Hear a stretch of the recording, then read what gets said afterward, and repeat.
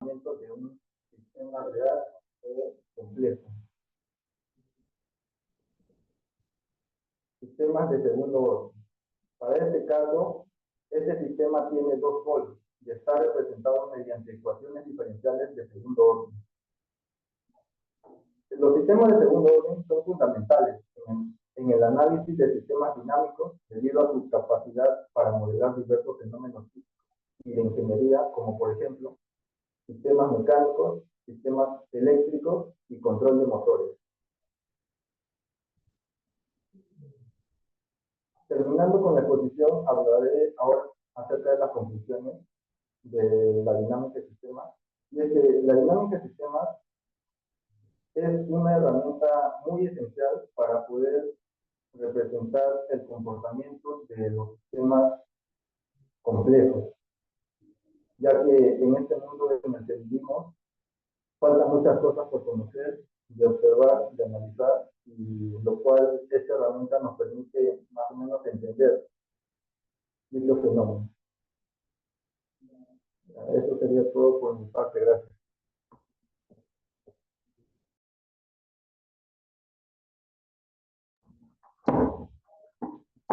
Ahora, terminando con la exposición, ¿tendrán alguna pregunta que hacer? ¿Alguna duda?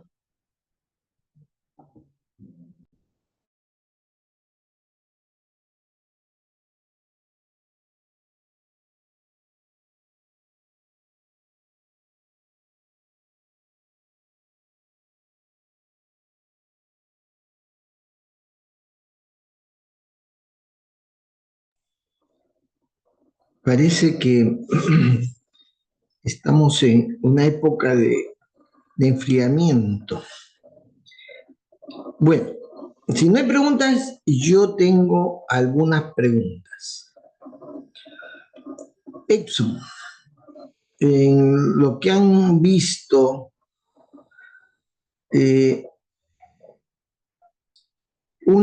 un ciclo o un bucle de retroalimentación negativa que representa como efecto en el mundo real. ¿Qué quiere representar?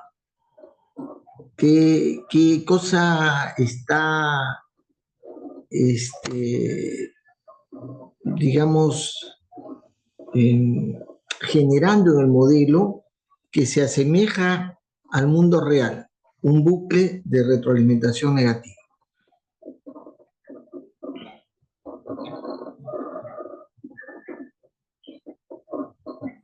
A ver, Tania, vamos con la pregunta para ti.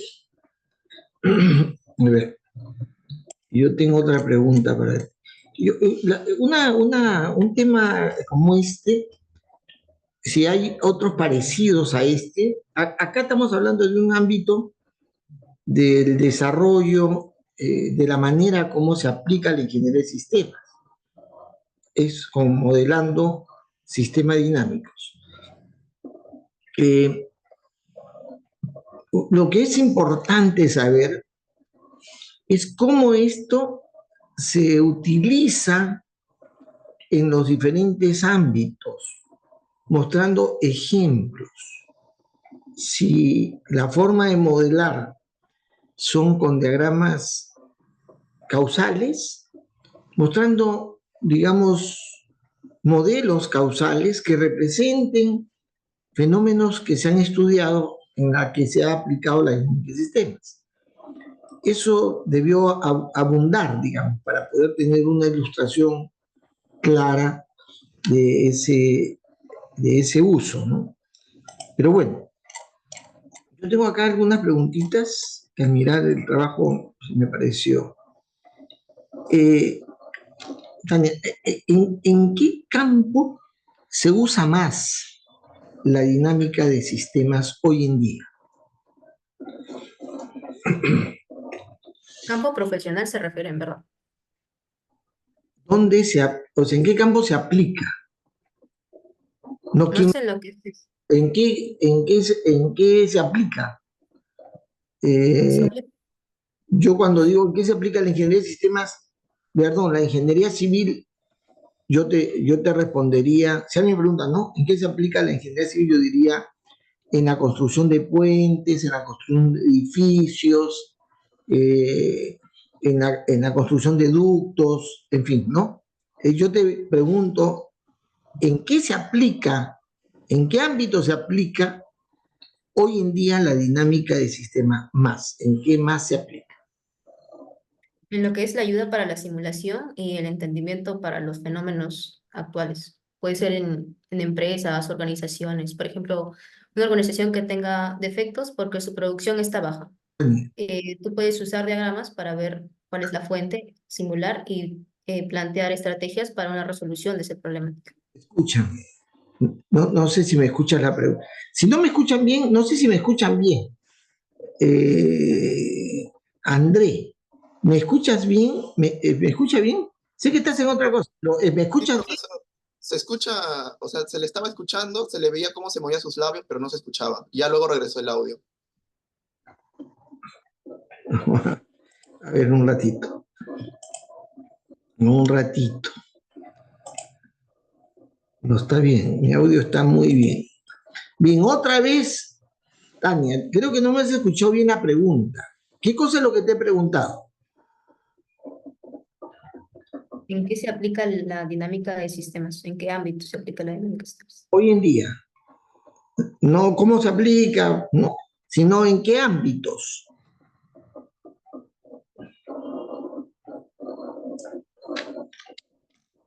Ya, volvemos con eso, ¿ya? Ya lo mencionaste, pero, digamos, yo obtengo diferentes variables que has mencionado, Tania ha mencionado, perdón, que son características que se representan en variables, lógicamente, que se miden, que muestran algo que es medible. Y yo como así,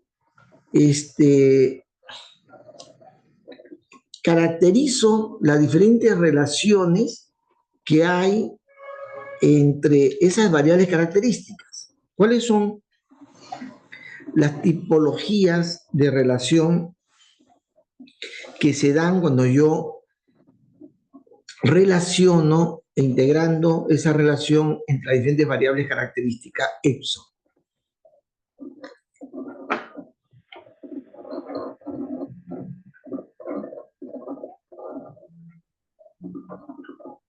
No tengo la respuesta para su respuesta.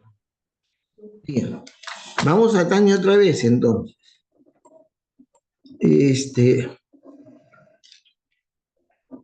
¿Cómo así?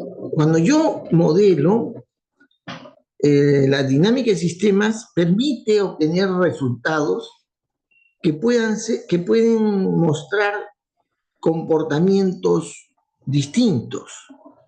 En la dinámica de sistemas se habla de los comportamientos tipológicos, o sea, comportamientos tipo. Y eso se debe a que la constitución del modelo tiene ciertos elementos, ciertos aspectos. ¿Qué cosa debe contener un modelo para representar un comportamiento de la realidad que tiene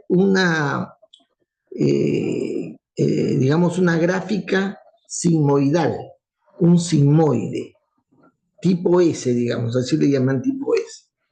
¿Cuáles son las características? ¿Qué debe haber en esa representación en el modelo para que el comportamiento se grafique o se trace en forma de un sigmoide o de un comportamiento S? Retroalimentación. A ver, pregunto para Epson.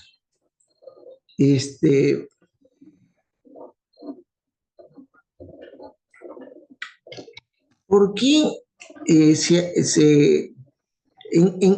o sea, dime la característica, lo que sepas, digamos, básicas de la representación de esas variables en términos matemáticos, y por qué se caracterizan de la forma como en la exposición ustedes mencionaron. ¿Por qué es así?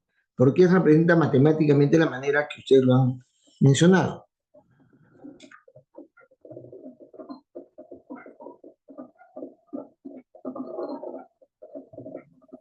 representa mediante ecuaciones diferenciales de primer orden y segundo orden, como ya los había mencionado. ¿Me estás preguntando o estás respondiendo? No te estoy entendiendo. Mediante las ecuaciones diferenciales de primer orden y segundo orden. ¿Cuál es la pregunta que te he hecho?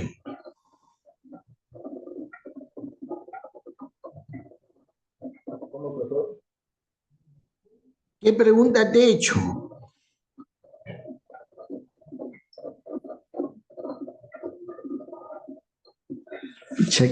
O sea, si no escuchan bien la pregunta, me tienen que preguntar, ¿no? Otra vez.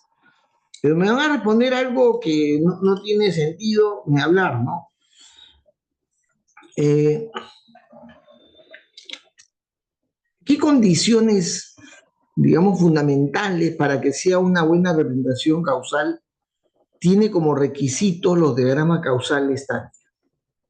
O sea, sé lo que es un diagrama, tú también lo has mencionado, se sabe qué es, pero ¿cuáles son los requisitos que debe cumplir un diagrama causal para la dinámica de sistemas? Para que se represente bien sus relaciones, las variables no deben ser entidades. O sea, las variables deben tener unidades. Por ejemplo, cantidad de X producto, porcentaje de tal, tasa de tal, eh, ¿cómo se dice? Demanda. Otros ejemplos también, pero que tengan unidades para que se pueda hacer un buen modelado causal. Edson, ¿a qué se denomina comportamiento tipológico?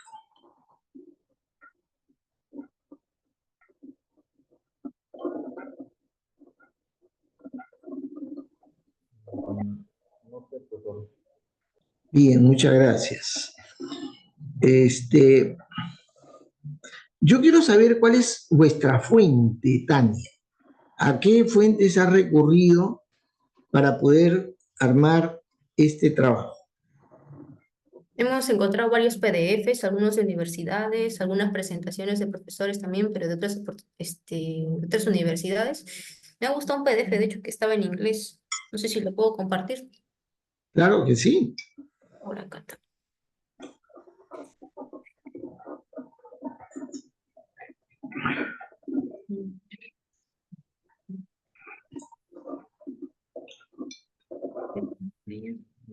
Este.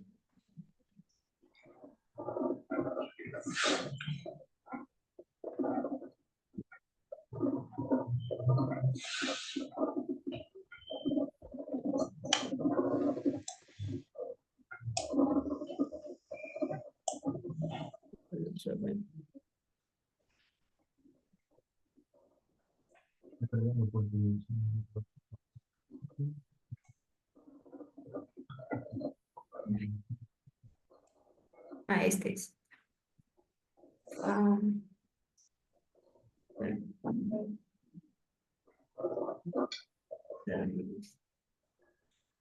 de acá lo saqué los pasos de modelado. Te explicaba bonito, pero está todo en inglés.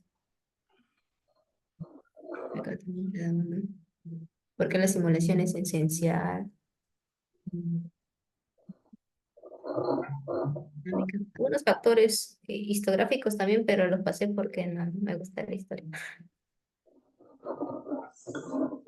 En otros PDFs también te mencionaban que el comportamiento del primer orden me parece que era exponencial, del segundo orden era ondulatorio, tipo sinoidal. Por eso me acordé lo de retroalimentación, tipo es. Que ¿cómo se llama? Permiten desarrollar o plasmar aquellos fenómenos que pueden tener dicho comportamiento. O sea, uno puede llevar en la dinámica de sistemas una representación de comportamiento ondulatorio, ¿no? Convergente, en fin. Esas tipologías se asocian a la manera como está formulado matemáticamente el modelo, que finalmente no lo requieres hacer directamente, sino a través de las expresiones de flujo y niveles que las herramientas hoy en día permiten gráficamente, ¿no? Y eso genera una representación que puede estar referenciando a ecuaciones diferenciales de primer y de segundo orden, ¿no? Bien. No, lo que pasa es que en muchas de las expresiones que haces da la impresión que ya han estudiado dinámica de sistemas, pues, no, Tania, ¿no? Que ya ha estudiado Tania con dinámica de sistemas en mi curso, porque algunas expresiones que están ahí no es que yo la haya escuchado en otro lado, sino yo las refiero, pero no has visto mis Ah, clases no, sí, sí, sí. Sí, de hecho, hay una referencia, creo, en la mono. allá. O sí, entonces que sí. Sí, por eso lo hemos referenciado también en la monografía. Creo Ay, que fue la clase 7, no, 9. no lo vi esa referencia. Ya está bien. Me siento halagado. Pero bueno, este, eh, ya, simplemente para redondear, gracias por la exposición. eh, Esta es una de las herramientas que tiene una caracterización fantástica, porque es la manera más sencilla que se ha tenido en la historia de la ingeniería de sistemas para modelar algo muy complejo.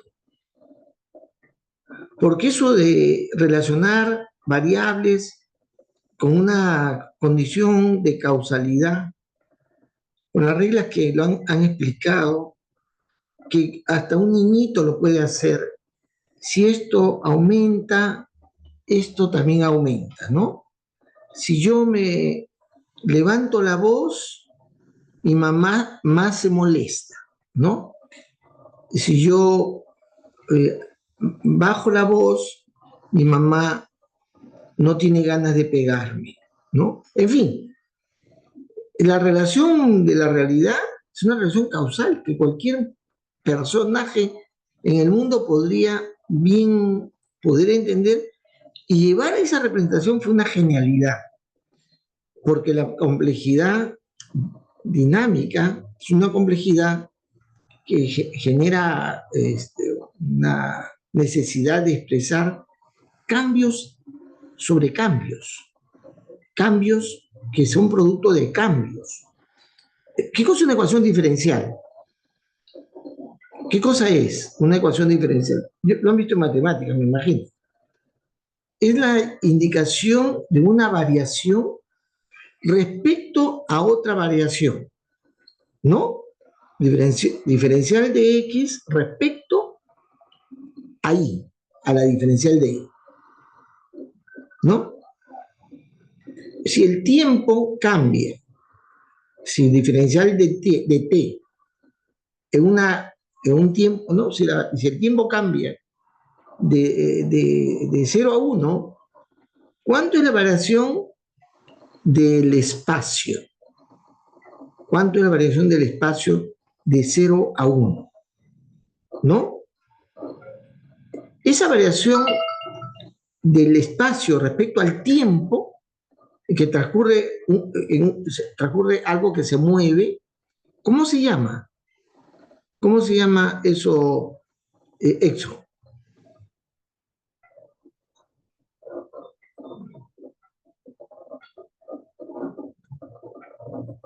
Ya, a ver, Tania, ¿cómo se llama eso? La derivada. No, sí está bien, pero cuando cambia en un tiempo determinado, hay un cambio en, eh, en el recorrido de un espacio, esa, ¿Velocidad? eso se llama velocidad, correcto. Es que la velocidad es una diferencial del espacio respecto al tiempo, ¿sí o no? ¿No? ¿Ustedes ya han llevado ya diferenciales? ¿No? ¿No han llevado todavía? Yo lo escuché eso de la academia. Eso. Ya.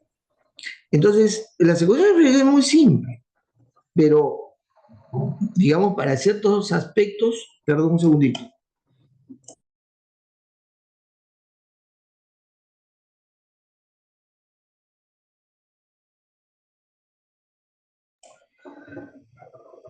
Decía entonces, el tema de ecuaciones diferenciales es muy sencillo desde el punto de vista de la racionalidad, pero es compleja para poder expresar los fenómenos que se transforman en el tiempo en virtud de las transformaciones que hay de los factores que están relacionados. Ese es un tema muy importante. Por eso, el dominio de las matemáticas avanzadas, que son las ecuaciones diferenciales, va a, digamos, ser un aspecto característico de la nueva manera de entender la realidad. La realidad en el enfoque clásico no se veía con ese nivel de complejidad. Era necesario, además, para poder representar desde el punto de vista del sistema la complejidad, que existiera esa forma de expresar. Las matemáticas debieron avanzar, las matemáticas de este nivel, las matemáticas superiores o las matemáticas complejas. Y al avanzar, la ingeniería de sistemas se asocia a esto, ¿no? No sé si nace con ella o que en conjunto, pero si algo tengo que representar en forma compleja, tengo que usar este tipo de matemáticas. Ese es un aspecto característico e interesante. Primero, la simpleza, la manera como coge la conceptualización más avanzada para el entendimiento de la realidad y cómo se puede matematizar esa realidad. Eso es un aspecto interesantísimo. La mejor forma de mostrar la realidad en forma matemática. Como la realidad es compleja, entonces la mejor manera de representar la realidad es las matemáticas complejas, es decir, las ecuaciones diferenciales. Es decir, esa es una genialidad espectacular. Y además, si hubieran visto, ustedes me hubieran presentado también el Stella o el Dynamo, ¿no? No me han referido, pero no lo han presentado. O sea, la gente no lo conoce, solamente lo han escuchado. O el Benzín, en fin. Esas herramientas nacen de la genialidad también del creador, de este ingeniero electrónico. No sé qué cosa más dijo Edison. Edison dijo algo más, que era ingeniero electrónico. ¿Qué más dijiste, Edison, por favor? Repite. Forrester. ¿Qué cosa era Forrester? Era un ingeniero electrónico y pionero en el campo de la computación. ¿Y qué cosa? ¿Y qué? ¿Y qué? No te... ¿Misionero? Pionero. Pionero. Ah, ya. Mentira. O sea, no sé de dónde ha sacado esa fuente, ¿ya? Yo no lo he hecho, ojo. No está en las referencias mías, ¿ah? Quien haya referido gente que no sabe, pues, ¿no? Él es electrónico. Y es cierto que contribuyó en alguna de las líneas que él tiene. Ahora, el trabajo de usted no ha sido Forrester, ¿eh? Dicho sea paso, sino ha sido dinámica de sistema. Pero una de las contribuciones de Forrester fue haber creado el concepto de memoria RAM. Cuando ustedes vean un poco más de computación, van a encontrar que hay un concepto o hay un elemento, un componente que se llama memoria RAM. Él, como ingeniero electrónico, cuando quería correr sus modelos complejos que requieren una cantidad de información, las computadoras de la época de él eran lentas, no tenían tanta capacidad. Él, como genio, porque era un genio, se ideó la forma como hacer para que el proceso con esas capacidades limitadas pudiera correr modelos complejos. Y una de esas genialidades fue diseñar la memoria RAM.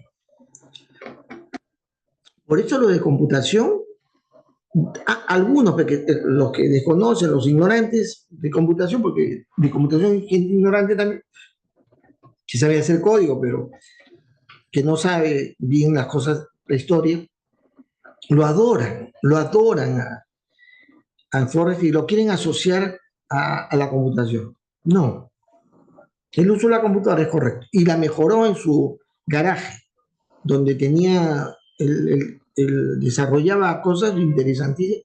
Él, y otra cosa, bueno, no, como digo, no han tratado a Forrest, pero si han tratado a Forrest, habrían sabido que él, su gran aporte es en el campo del entendimiento de los fenómenos naturales y sociales. Él es uno de los difundió y sustentó lo que se llama el concepto de límite del crecimiento y de los factores que intervienen y que regulan el comportamiento complejo en relaciones diferenciales que hay entre las variables que hay en un fenómeno real y que eso plantea siempre un límite de crecimiento. Lo demostró matemáticamente, lo demostró con el modelado dinámico y lo sustentó en el Club de Roma. Dejó boquiabiertos a los del Club de Roma cuando él habló sobre los límites de crecimiento. O sea, lo que parece que crece, crece. Mi nieto está creciendo, creciendo, creciendo. Y ya me pasó, mi nieto tiene 11 años. Ya me pasó de tamaño, de talla. Pero hay un límite, ¿no? No es que va a crecer, no sé, pues hasta alcanzar el segundo piso, para nada. Hay un límite. Ese concepto del límite, pero en todo orden de cosas, en la economía, en la empresa, lo implementó Forrest. Entonces, pero en computación, nada, pues no es pionero. ¿Cómo hacer pionero? Son otra gente, pues, Babbage, hay otros personajes, pues, ¿no? Que crean los elementos. Él usa la computación. No es pionero. Mentira. Cuando alguien te diga eso, Edson, dile mentira. Te has equivocado, eres un ignorante. Él sí va a aportar a la ingeniería de sistemas de manera sustancial. Él es uno de los, como de las leyendas, de los paradigmáticos, ¿cómo diría?, del modelo de ingeniero de sistemas. Él encarna lo que un ingeniero de sistemas debe ser, no alguien de computación, por si acaso. Pero creó un lenguaje, creó el Stella, primero el Dynamo, ¿no? Luego el Stella, luego vino el Benzin con la colaboración de otros. Y creó también eso, pero eso fue una creación no para aportar a la computación, sino al modelamiento complejo, para que le hiciera para el modelamiento complejo, así de simple. Bien, bien jóvenes, entonces vamos con lo mío. No sé si hay alguna pregunta, algo que quieran preguntar al respecto.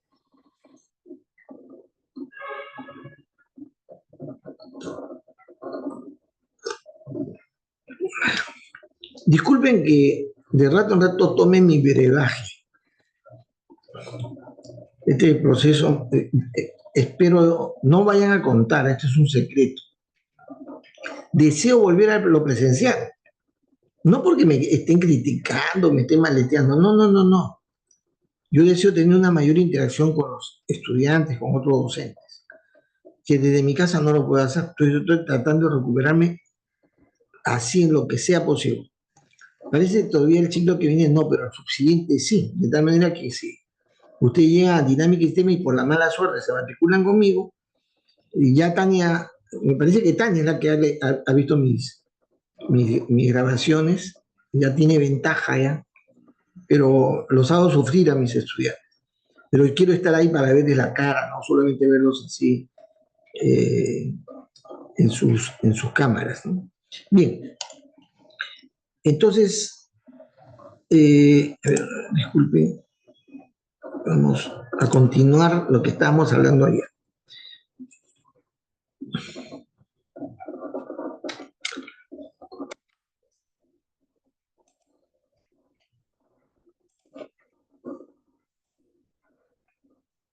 Repito, cualquier duda que hubiera, por favor, me interrumpen nomás. O no me interrumpen, sino levanten su manito Zoom, ¿no? Y yo les doy la palabra una vez que cierre la idea que esté yo tratando de explicar. Entonces,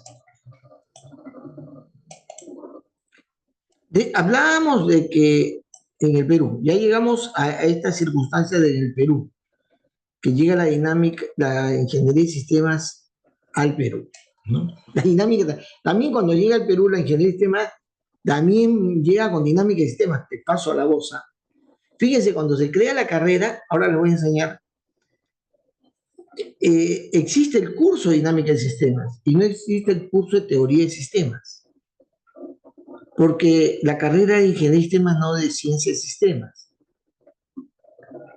Y la ingeniería de sistemas no nace como consecuencia de la evolución de el desarrollo de la teoría de sistemas.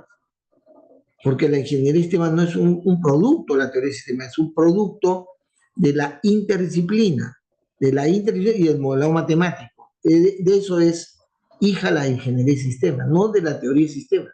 Si bien ahora esos aspectos, ese conocimiento, hoy en día se sabe claramente que está sustentada también la teoría, en la teoría de sistemas se sabe eso, y ahora se requiere tener un conocimiento que permita a quien está involucrado en la ingeniería de sistemas saber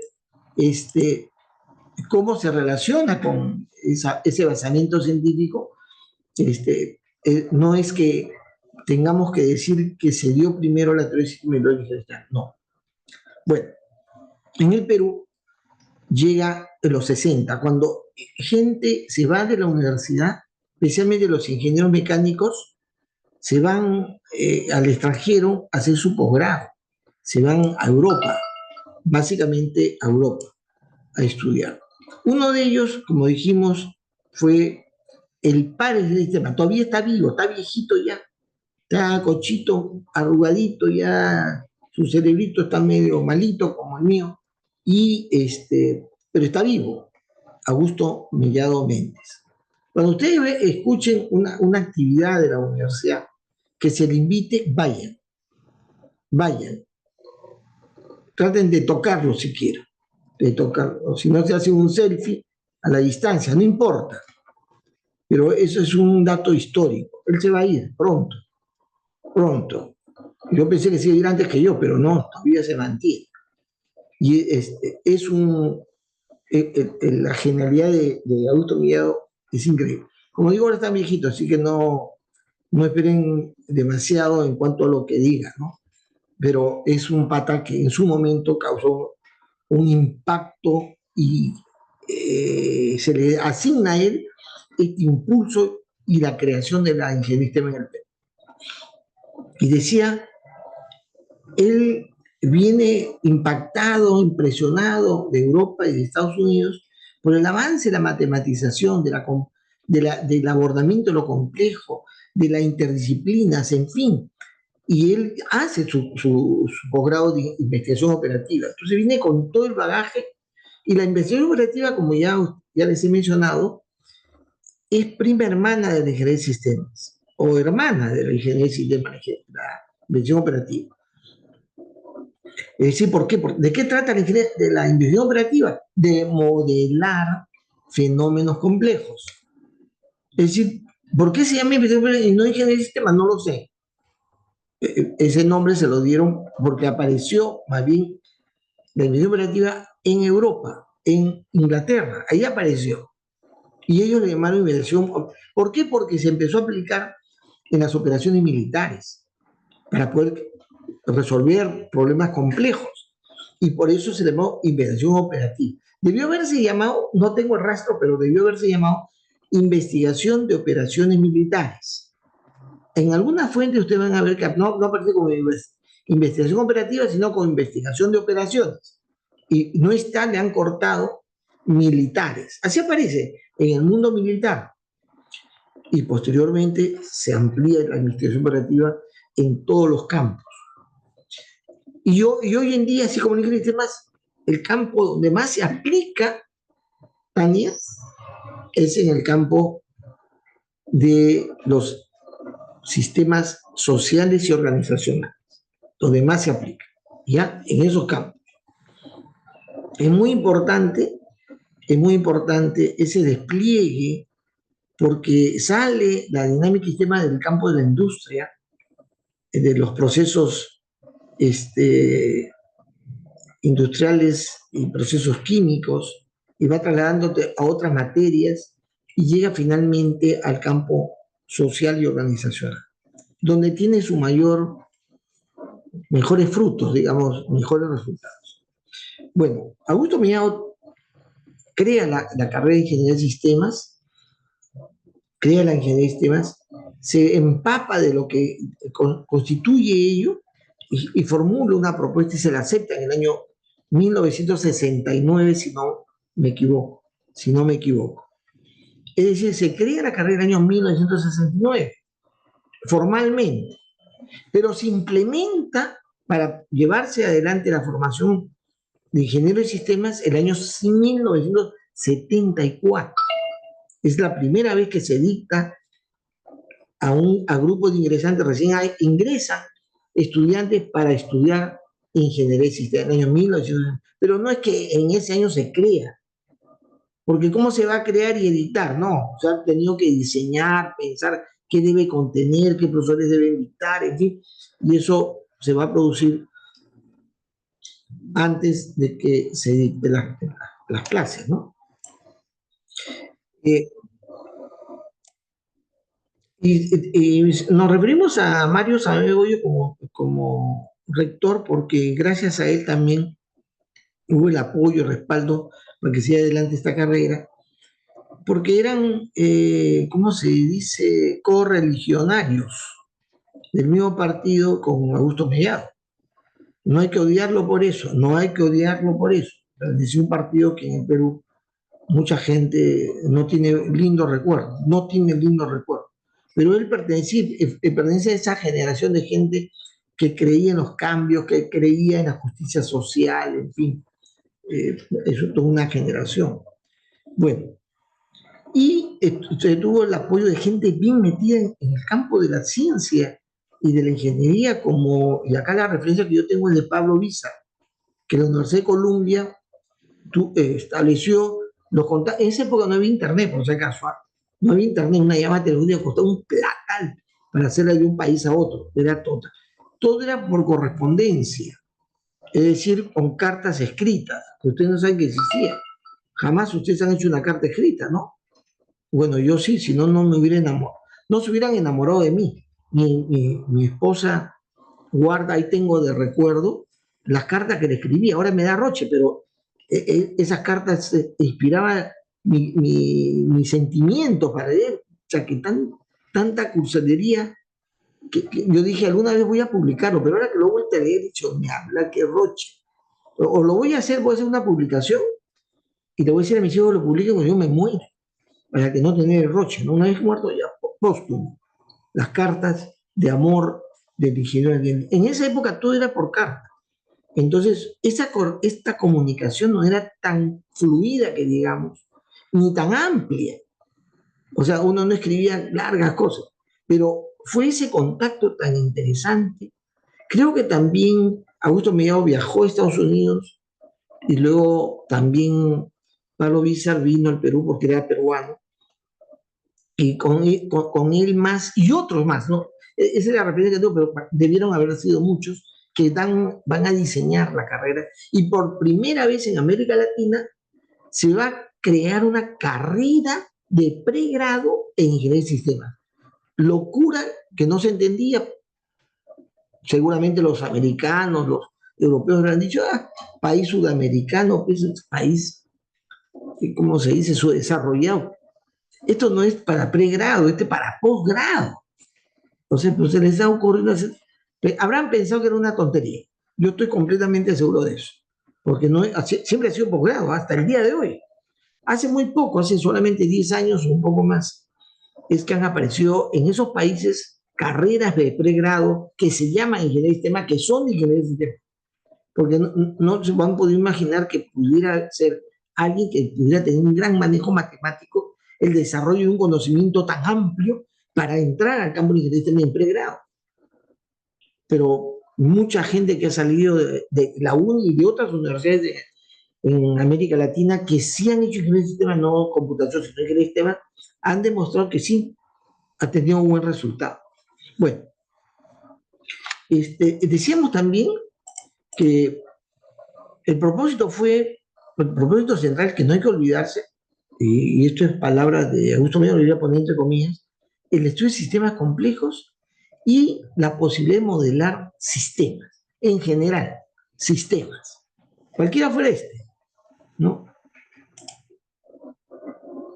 Y se dio esta coincidencia, pues este asunto que se daba. Ustedes no se pueden imaginar, la menor idea tiene de cuánta importancia llegó a tener en el mundo las matemáticas.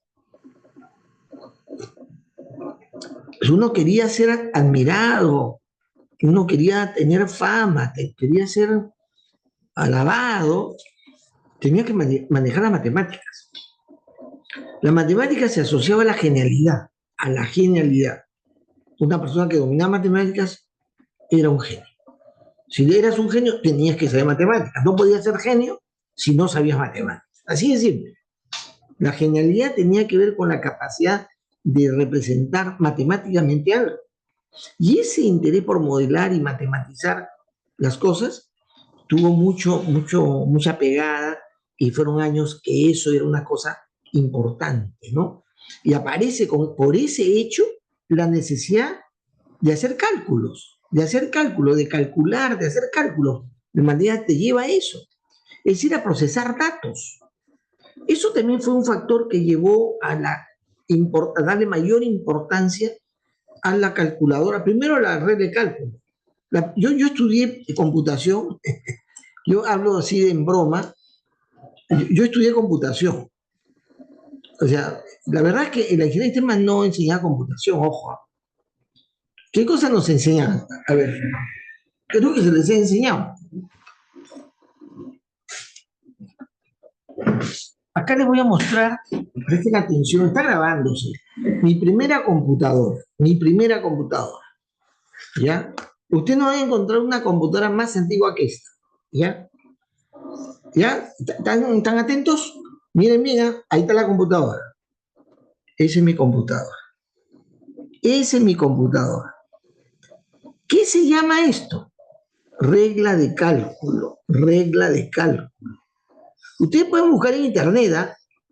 ¿Cómo se utiliza? Acá se saca exponenciales, logaritmos, se hace todo tipo de operaciones de diferentes características. Cuando entramos en esa época que ya había computadora, ojo, el curso introductorio, ¿usted ya era un curso introductorio? ¿Han llevado un curso introductorio? Sí. Nuestro curso introductorio era aprende a utilizar tu regla de cálculo para que puedan multiplicar, dividir, sumar, restar, sacar exponencial, logaritmos, etcétera, hagas operaciones con ellas, con esta herramienta. Esta era la herramienta de cálculo. Luego apareció esto.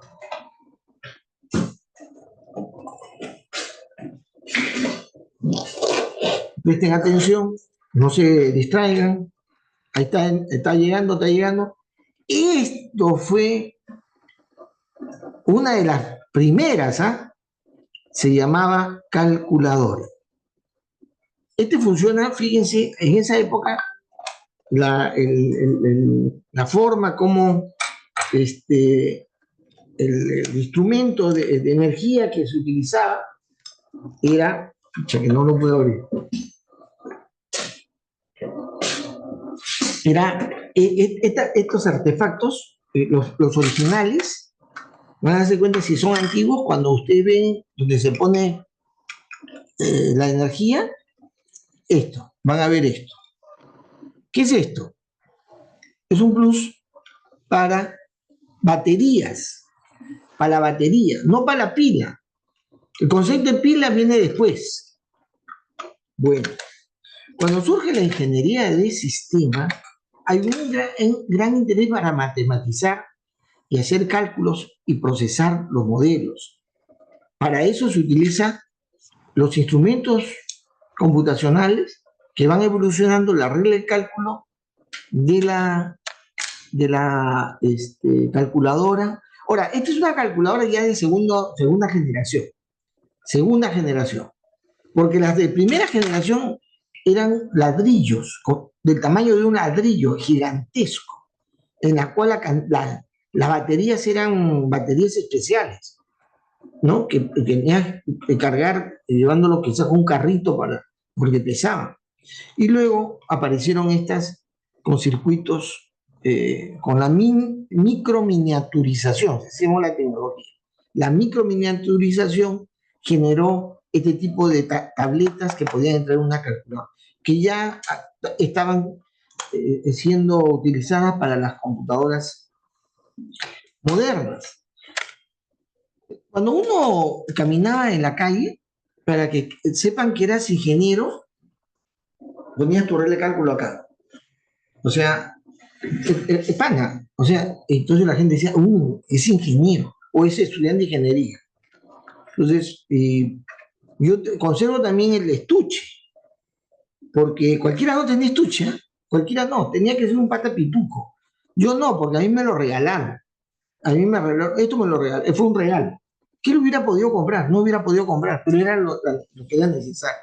Bueno, como fuere, luego viene la computación. Por eso cuando ustedes ven contenido de la carrera, no aparece el tema de computación. Y es falso y es una tontería aquellos que dicen que la ingeniería de sistemas nace en la uni para enseñar computación. Eso es falso, falso, ¿eh? Pero lo dicen gente no solamente descendentía, sino malintencionada. También en esta época que aparece la ingeniería de sistemas en el Perú, también aparecen diversas intencionalidades para aplicar este tipo de interdisciplina. Hay diferentes ámbitos y campos de estudio y de investigación en la cual se introduce la ingeniería de sistemas. Yo doy cuenta de aquello que he visto directamente, porque yo estaba muy metido con la carrera. Primero yo participé en los proyectos de desarrollo Pichis Palcazú.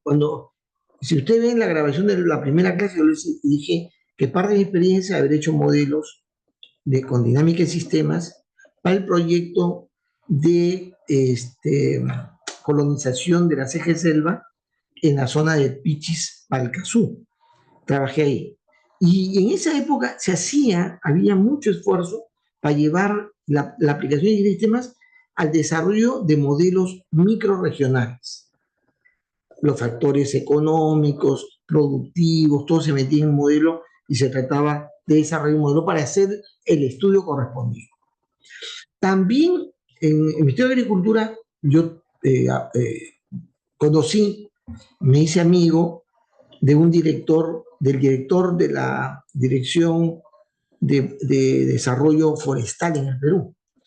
Y el tema de forestación fue tratado desde la perspectiva de ingeniería de sistemas. Todo eso en esa época era novedoso. Y había intencionalidad para aplicar la ingeniería de sistemas en estos campos. Yo me metí en esa época también, un poquito más de su inicio, cuando ya tenía yo un dominio mejor de la ingeniería de sistemas y los elementos de base, yo me metí a estudiar un diplomado en terapia sistémico familiar. Y había cualquier cantidad de gente que quería saber cómo, desde el punto de vista de sistemas, se trataba estas situaciones de dificultad del comportamiento humano o de dolencias desde el punto de vista de la psicología sistémica. En una cantidad increíble. Yo a tal punto me convencí de que eso, porque yo quise ser, antes de ser ingeniero, mi vocación pensé yo que era la de psicólogo. Y justo coincidió de que había una rama del conocimiento de sistemas, no de sistemas, no de sistemas en general, que tenía que ver con la psicología. Y me metí, hice mi diplomado y ejercí la psicología de una manera informal, por supuesto, con jóvenes, con la terapia sistémico familiar. Y también hubieron mucho esfuerzo, especialmente de la gente que hacía estudios y quería hacer investigación en temas organizacionales. En algunas organizaciones de gente que venía del extranjero trataba de aplicar la ingeniería de sistemas. Eso sucedió en esa época. Luego se apagó, bajó esa intencionalidad en virtud de que la gente se entusiasmó más por la computadora. O sea, la herramienta se convirtió en el objeto de estudio, en la herramienta objeto de estudio. Y el resultado interesante, mucha gente se fue inclinando y dándole mayor importancia a ello. Hay que recordar también que en San Marcos se va a crear la carrera de investigación operativa. No es una carrera, acá está mal redactado. San Marcos se va a crear el departamento de computación, el área de computación, como nosotros el centro de cómputo, pero que ayudó a promover también dentro de San Marcos el estudio de la computación. Lo que sí hubo es una carrera junto con nosotros, casi junto, ¿eh? Primero ingeniería de sistemas en la UNI y en San Marcos muy pronto la investigación operativa. Con la ayuda y el apoyo de la gente de la UNI que había ido a hacer su posgrado de investigación operativa. Ellos no lo hicieron solos. Hasta el día de hoy hay una carrera de investigación operativa en San Marcos. No hay en la UNI, lo hay en San Marcos.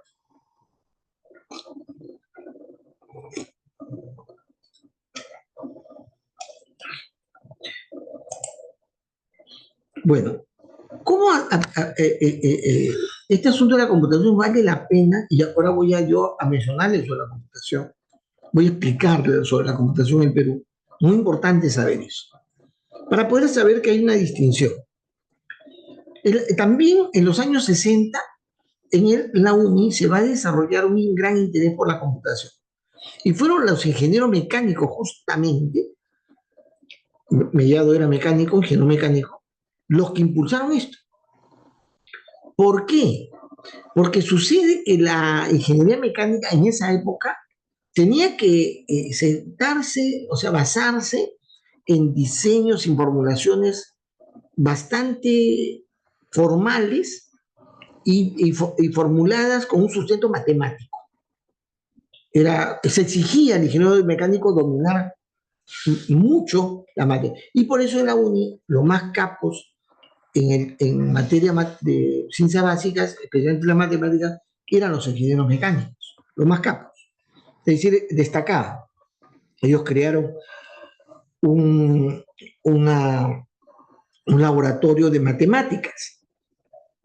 Y fueron ellos, por ese afán, que lograron, digamos, conseguir primero una computadora analógica que utilizaban para los cálculos matemáticos, para representar y hacer simulaciones con modelos analógicos de operaciones matemáticas, es decir, la simulación de comportamientos mecánicos. Y ellos aprovecharon mucho y ellos crecieron. Era quizá la gente mejor formada, la gente del programa de ingeniería mecánica y electrónica. Eran los que más tiraban en la UNI. La UNI era una universidad que a todo el mundo se le exigía el conocimiento de las ciencias básicas, las matemáticas, pero eran ellos los más destacados, los ingenieros electrónicos y los ingenieros mecánicos. Y ellos utilizaban la computadora. Y luego, posteriormente, cambiaron de la computadora analógica a la digital. Y a ellos les llegó primero, ellos tuvieron su laboratorio de matemáticas con su computadora. El posterior da la necesidad de otras facultades, porque las otras facultades también hacían modelos matemáticos, pero era el laboratorio de ingeniería mecánica, de matemática y ingeniería mecánica, que tenía la computadora. Entonces la gente, las facultades, los diferentes programas académicos tenían que mandar a sus estudiantes a que la gente de ingeniería mecánica les procesen sus modelos, ¿no? sus programas y modelos para que puedan correr. De pronto se hizo una gran necesidad en la universidad de tener una computación, una computadora de uso universal para todas las facultades. Y entonces, gracias también a la buena disposición de los ingenieros mecánicos, lo que se hizo es escalar del laboratorio de matemáticas al centro de cómputo. Se creó el centro de cómputo, ya para dar servicio a toda la universidad. Y se creó el centro de cómputo en el año 69, si mal no me acuerdo, ¿no? Bueno, Y paralelamente entonces aparece el tema computacional. El año 69 se crea el centro de cómputo y luego posteriormente se va a convertir en lo que ahora se llama CETIC, ¿no? El centro de tratamiento, no sé, tratamiento, que es de tecnología, de información y de comunicaciones, ¿no? Bien, entonces, ¿cuál fue el propósito del sistema en la ONU?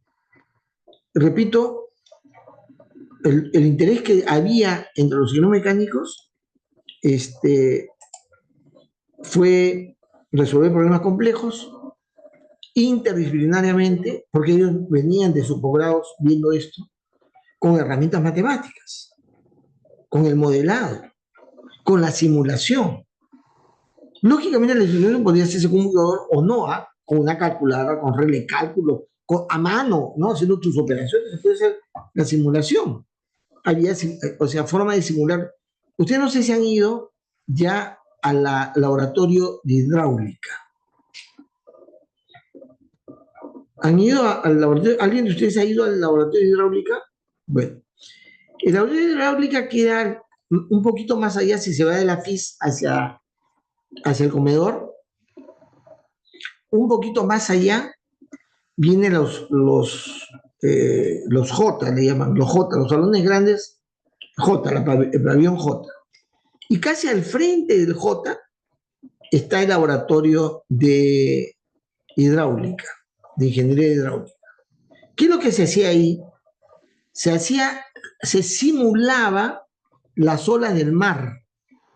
O sea, se simulaba la zona costera para poder ver cómo habría que responder frente al embate que pudiera haber de algún tsunami o algo así. Los japoneses ayudaron mucho en eso. Entonces se construyó un laboratorio de simulación hidráulica,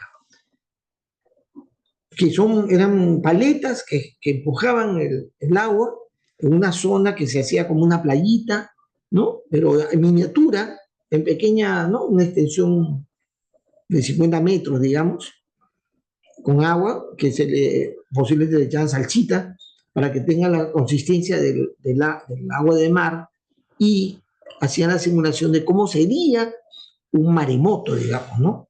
Simulando ser alguna parte de la costa peruana, para hacer sus estudios. La simulación tuvo una gran importancia. También había simulación, pues, bajo modelos matemáticos, ¿no?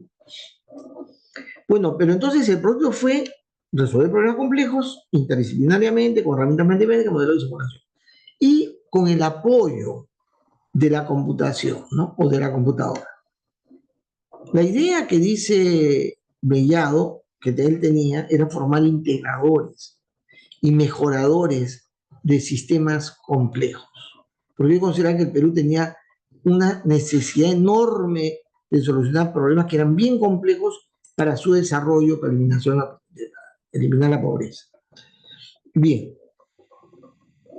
fíjense, estos eran los cursos que había en el inicio.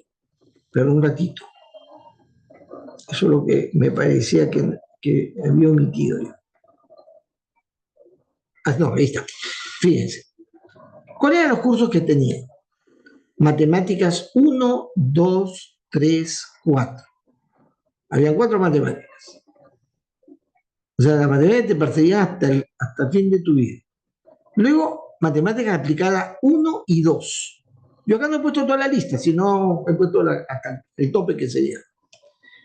Veía la física de estado sólido, termodinámica y fuerza motriz, la química 1, la química 2. La química, había una química orgánica, pero que se convirtió luego en química 2.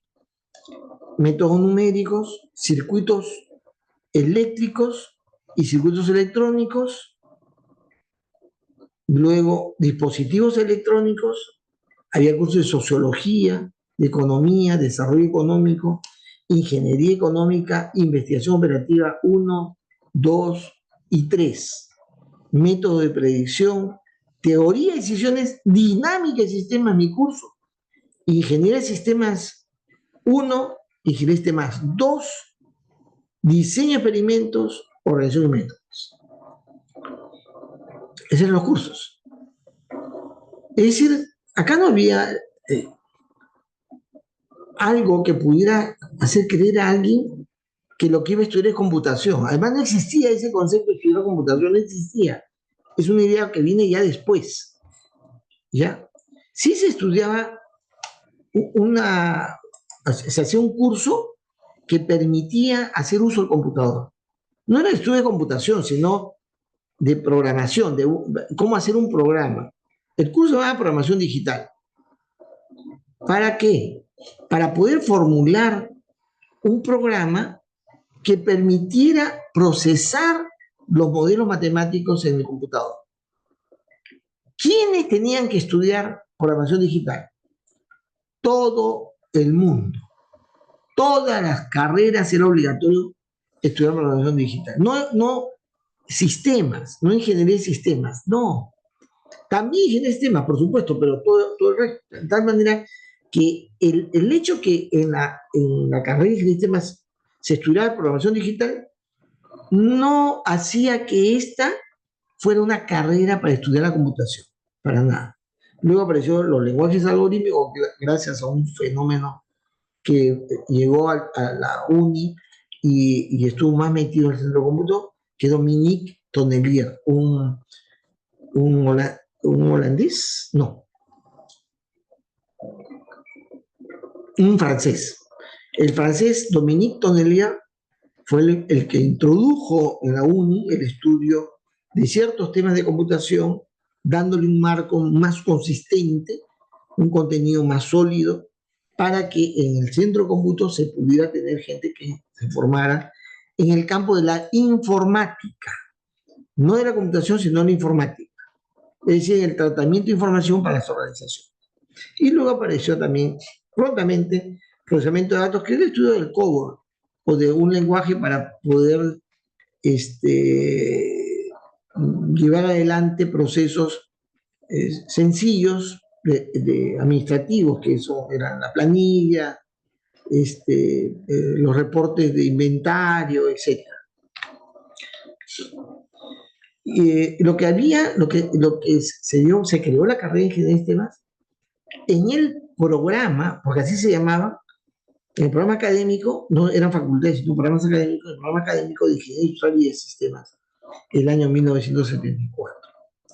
Ahora, el programa académico de ingeniería industrial se convirtió, antes que apareciera la ingeniería de sistemas, se convirtió en programa académico de ingeniería industrial y de sistemas.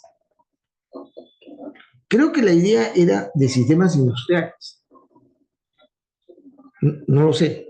Algunos como Daniel, ¿cómo se llama? Hay un profesor que se llama también Daniel, déjeme acordar el nombre.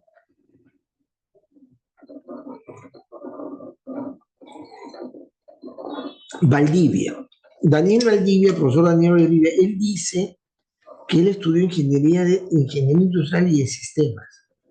Él dice que él estudió a la vez ingeniería industrial y ingeniería de sistemas, porque en esa época el programa se llamaba así y según él se tuvo que estudiar ambas cosas. Mentira. Lo recuerda mal. Él debe haber estudiado sistemas, pero por otro lado. Porque la carrera es estrictamente industrial, sino que se le cambió de nombre, con un propósito determinado, y es ahí donde entra la ingeniería de sistemas posteriormente como carrera, ¿no? Vamos a avanzar un poquito con el siguiente tema. Espérense un ratito. ¿Dónde estás?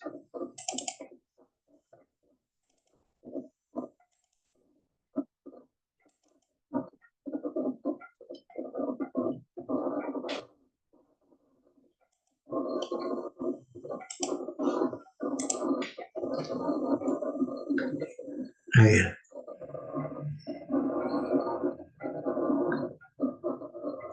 Ya.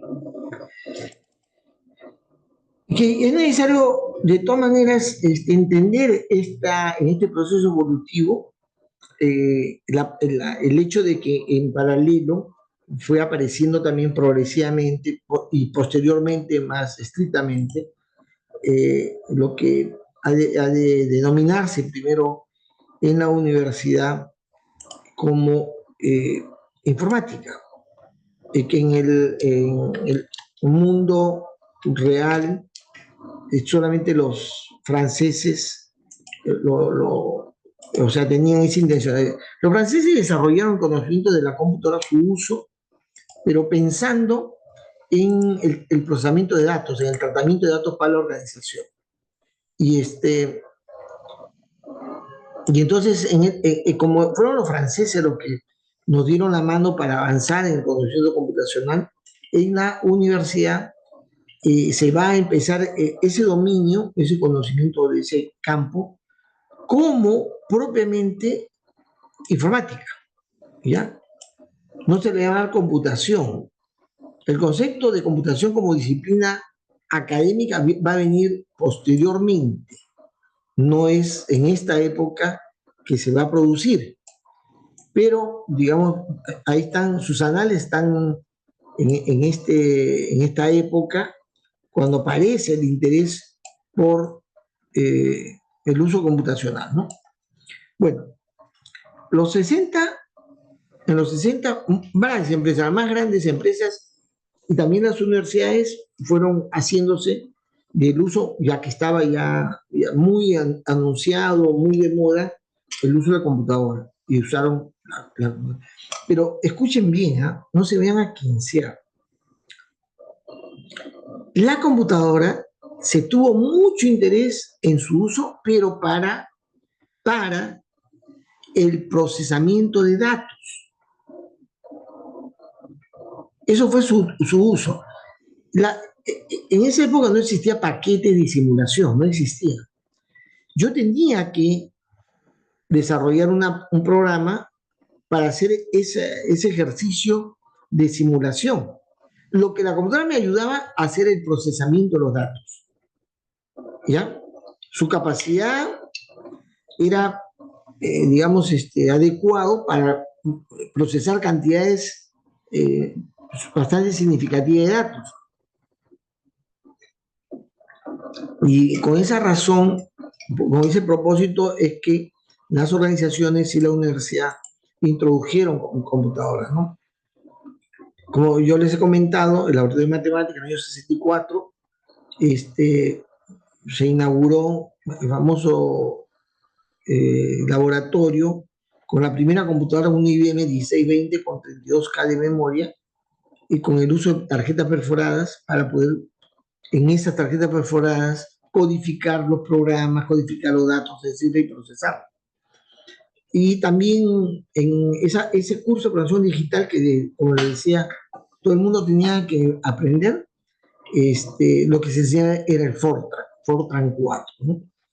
El año 74, no es 74, el 69, ahí hay un error, perdón, disculpe, voy a tener que cambiar, porque estoy ahí cometiendo un error. El año 1969 se va a crear el centro de cómputo de la universidad. No debo mantener hay un error, siempre lo mismo, voy a corregirlo hoy. Así que mejor lo he hecho de una vez. Entonces, se crea el centro de cómputo, se utiliza y se difunde el Fortran en todas las carreras. San Marcos, como ya he mencionado, también impulsa temas nuevos, modernos. También en el año 1969, ellos se hacen de un computador IBM, firman un convenio con Francia. Ellos siempre han tenido ventaja con la respecto a la UNI, de hacer convenios que en otros países, otras organizaciones, del cual se han hecho recursos y infraestructura. Bueno, el año 69 tiene un convenio con Francia, se hace un computador IBM 1130 también. La Universidad Católica, igual, el mismo año, un poco después, digamos, de San Marcos. Y instituciones muy conocidas como el Banco de Crédito del Perú, el Ministerio de Economía, crean sus departamentos o centros, así se llamaba. No se llamaba de otra manera las áreas informáticas de computación, no, sino departamentos o centrales de procesamiento de datos. Y abreviadamente se decía los DPD o los CPD.